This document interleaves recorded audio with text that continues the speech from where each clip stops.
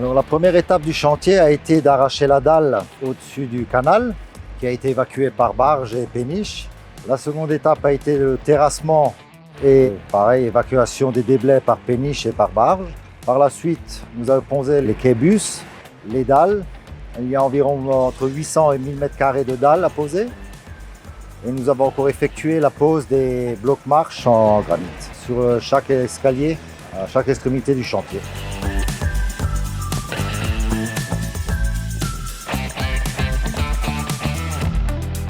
Au niveau du délai, le chantier suit son cours. Nous sommes dans les temps. L'inauguration du chantier se fera bien décembre 2022.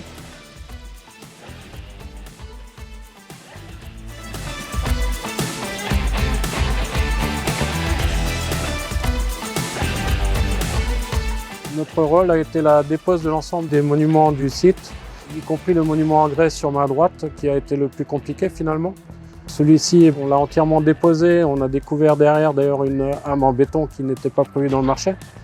L'ensemble du monument a été rapatrié sur notre atelier à Colmar et nous avons fait la restauration de l'ensemble des pierres qui étaient manquantes. Et puis ensuite, on a tout reposé sur site, y compris les stèles et le chaînon brisé qui est un peu plus loin.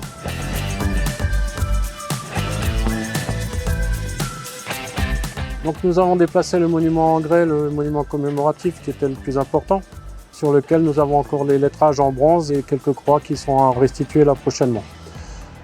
De là, nous avons le monument commémoratif des PTT qui a été restitué. Nous avons 3 petites stèles encore à venir, dont notamment le rosier du souvenir.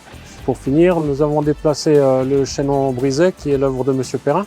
Tout a été fait de manière mécanique, donc on a utilisé des mini-pelles, moyen de levage aussi avec un camion.